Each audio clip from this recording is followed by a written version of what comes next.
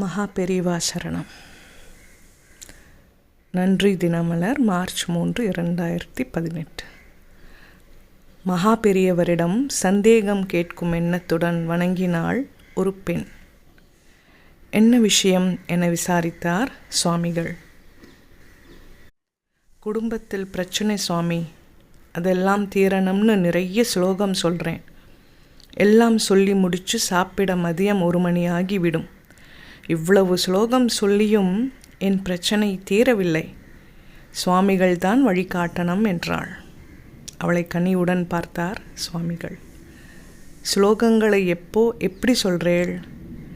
என் வேலைகளை செஞ்சுண்டே தான் சொல்கிறேன். நிற்கிறப்போ, நடக்கிறப்போ, காய்கறி நறுக்கிறப்போ சொல்லிகிட்டே இருக்கேன். கட்டாயம் அதற்கு பலனுண்டு.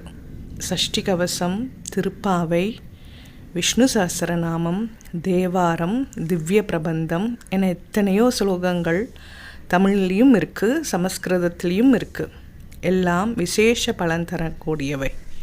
ஸ்லோகம் சொல்லிண்டே வேலை செய்யறதும் நல்ல பழக்கம்தான் என்று சற்று நிறுத்திய சுவாமிகள் மேலே தொடர்ந்தார்.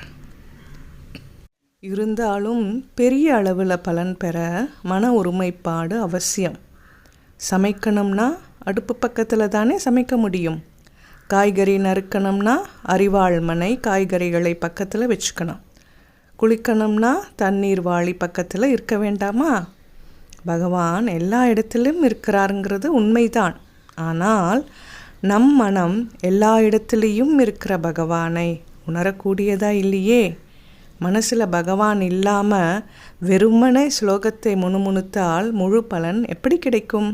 அதனால் உங்களோட இஷ்ட தெய்வத்தோட படத்தின் முன் விளக்கேற்றி வச்சு உட்கார்ந்து ஸ்லோகம் சொல்லி பாருங்கோ. வேறு நினைவில்லாமல் ஸ்லோகம் சொல்லி பழகுங்கோ. காலையோ சாயந்தரமோ குறிப்பிட்ட நேரம் சொல்லுங்கோ. இதெல்லாம் மனம் ஒருமுகப்படத்தான். இப்படி சொன்னால் பிரச்சனை படிப்படியாக குறையும். வரப்போகும் நாட்களெல்லாம் நல்லதாக அமையும் என்றார். எப்படி ஸ்லோகம் சொல்வது என்பதை அறிந்த பெண் மகா பெரியவரை வணங்கி விடை பெற்றாள். மகா பெரியவா சரணம்.